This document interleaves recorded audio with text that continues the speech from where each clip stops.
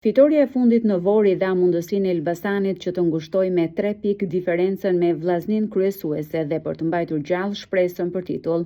Për më tepër kjo fitore erdhi si një autokritik pas humbjes në Shkodër një javë më parë. Për trajnerin e portierëve Elvis Kotori, ky 3 pikësh merr shumë vlera në një moment të tillë. Kotori ndalet edhe te ndeshja e radhës, ajo me Byllësin këtë fundjavë.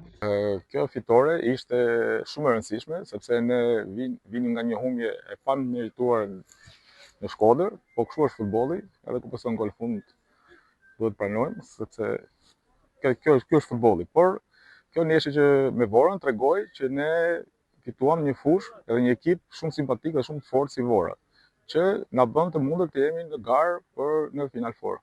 Ky kampionat ka treguar që nuk ka ekipe të thjeshta për të mundur, ashtu është edhe ekipi Ballshit. Mos harrojmë se në ndeshjen e fundit në Ballsh jemi mundur. Kjo tregon që ekipi Ballshit është i fortë, por ne do hyjmë këtë ndeshje vetëm për 3 pikë, sepse nëse ne do lëmë pikë edhe me ekipet e fundit, nuk do ishte mirë për neve. 20 vite më parë Elbasani sillte titullin e dytë kampion në shtëpi. Elvis Kotori ishte një protagonist absolut në këtë 4 këndësh. Ai rrëfen emocione dhe bën një paralelizëm me sezonin aktual. Ato kanë qenë emocione të veçanta, nuk është me fjalë kur del kampion është diçka shumë e madhe, sepse nuk të ndodh për ditë të dalësh kampion.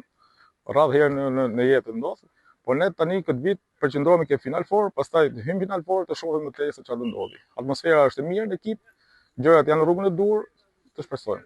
Elbasani është shpallur 2 herë kampion në historinë e tij, një herë në vitin 1984 dhe më pas në 2006, pas 20 vitesh verdh dhe blut, po shohin të rikthehen sërish të emocioneve të titullit.